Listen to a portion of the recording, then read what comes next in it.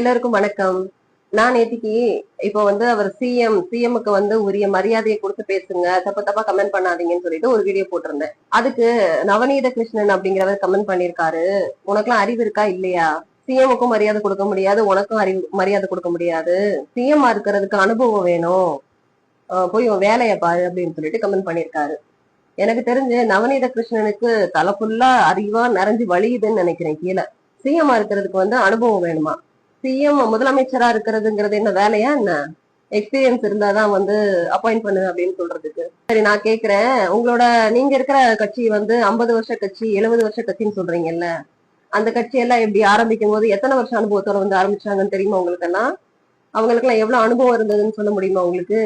ஏதாவது பேசணுங்கிறதுக்காக பேசாதீங்க, சரியா? அரசியல் அப்படிங்கிறது மக்கள் சேவை, அது வேலை கிடையாது.